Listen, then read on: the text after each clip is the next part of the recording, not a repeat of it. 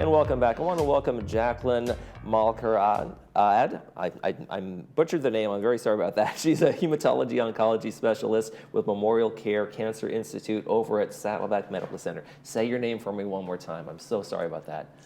Jacqueline Malkarad. Malkarad. There we go. I'll try to get that straight. So Jacqueline, welcome to the program. Tell us a little bit about your background. Your life began far, far away from here in Iran, right? Yes, I grew up in Iran, and I speak Farsi fluently. But there we go. But I had my medical education and training all in the United States. Because due to religious discrimination and persecution, I could not obtain college education in Iran. Oh, really? Okay. Yeah, so I immigrated to the United States to pursue my dreams. Okay. And how was that process like? Is that just something you kind of, if you decide that you want to work in the medical field, a desired area, was it easy to immigrate, or did it take a long time to kind of make your way over here? Well, I mean, I like to be in medicine for the whole my life, but it was not that easy. A lot of work, obviously. Entering medical school, getting admission from them is very hard and competitive field. But I was lucky. So. Yeah.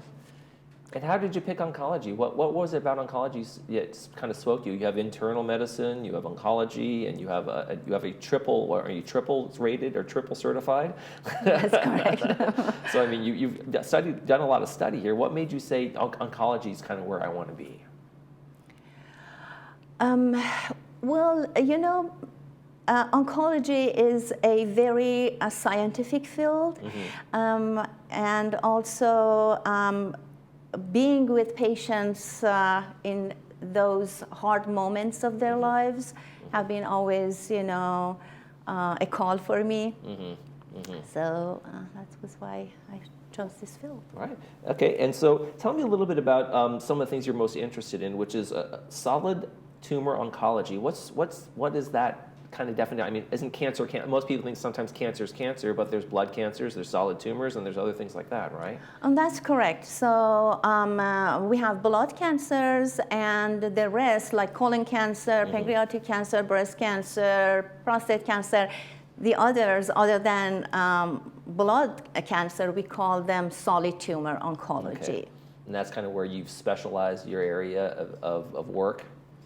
Yes, so I'm a hematologist and oncologist, so I see various different blood disorders, including benign conditions, anemia, bleeding disorders, clotting disorders, as well as all type of cancers, which include blood cancers as well as solid tumor cancers. And personally, I'm most interested in solid tumor oncology. Okay. Over at MemorialCare's Cancer Institute, what's kind of a regular day for you when you come to the office? You're seeing patients, you're meeting with the teams, things like that? That's correct. So we see patients in the hospital as well as in clinic. Some patients who come, they are newly diagnosed with cancer. They come for treatment. Some are already on treatment, and we follow these patients very closely to be sure they don't have any side effects. There isn't any change in labs that we need to pay attention to and change and adjust the treatment plan. And some patients, they already completed their treatment and they come for follow-ups, which is also very important to be sure that cancer does not come back. But management of cancer requires a multidisciplinary approach. Right. So we collaborate with other specialists. We work with them very closely, with surgeons, radiation oncologists, genetic specialists, palliative care team, and other supportive groups as well. So part of our time actually is spent behind the scenes in attending tumor boards, other meetings and conferences where we discuss the patient's cases with other members of the multidisciplinary team. To be sure each patient receives the most appropriate treatment. And there are a lot of phone calls, messaging, and we need to supervise the infusion room where patients receive chemotherapy, being in constant communication with our chemotherapy nurses, and so on.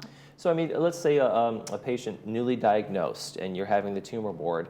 When you get in that room, there's an advocacy probably process that goes on. What's the best approach? Is it surgery first? Should we do chemotherapy first? Should we try radiation first? And so, you know, can those discussions kind of really kind of get to that pinpoint? Okay, here's our approach, and here's why it's the best approach for this particular patient. Exactly.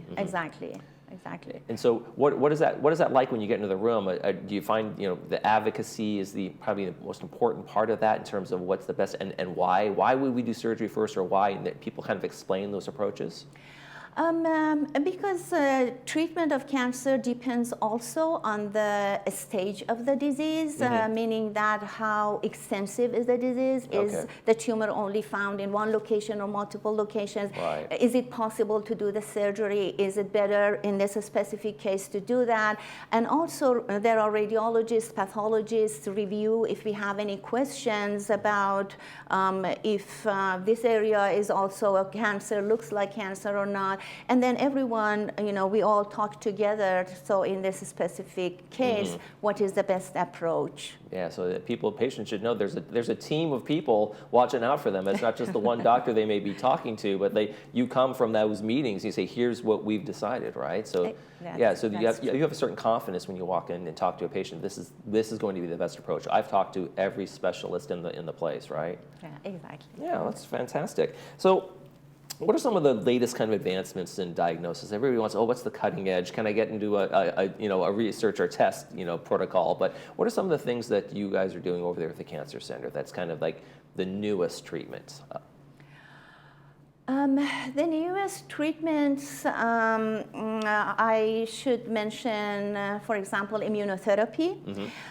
So unlike chemotherapy drugs that are classic anti-cancer drugs, and they are toxic to the cancer cells and kill the cancer cells directly, immunotherapy drugs, they actually help the patient's own immune system to recognize the cancer cells and destroy them. Okay. And we also have targeted therapies, which are very individualized treatments based on the very specific characteristics of the cancer cells that the patient has. And if we find an abnormality, a mutation, and we have a drug that is known to be effective in the presence of that a specific mutation, then we can use that drug to treat this cancer, regardless of what has been initially the origin of the tumor. Okay. If it has been lung cancer or prostate cancer or other type of cancers. Now, with the genetic sequencing that you can do in these areas for a drug, is that part of the immunotherapy treatment? When you do the genetic sequencing, you kind of what the cancer is made of, and then you attack it in that way?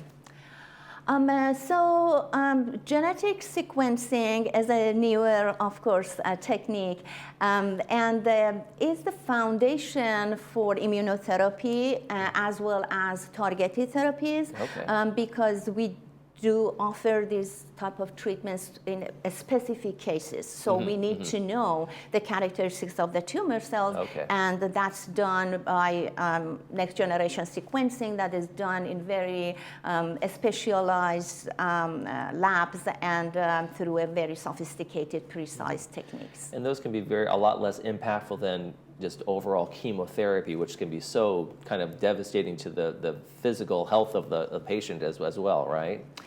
Yes, that's true. That's true. And this technique is actually coming to the field of screening now. So if a patient, for example, has had already treatments and we are concerned that maybe there is a residual disease left, or later on if we are concerned that cancer may be back. this next generation sequencing these days can be also done on the blood specimen, because if the genetic material from cancer cells, they are found in the blood, that they can run the same tests on the blood specimen, which is also very fascinating these days. Amazing, fantastic. Well, doctor, thank you so much for coming in. Saddleback Memorial Care, great work there at the Oncology Center, and obviously you are on the cutting edge of what's going on over there. So thanks so much for sharing this latest information and being here with us. Thank you so much for having me. Okay, when we come back, it's time for Sports Corner. Stay with us.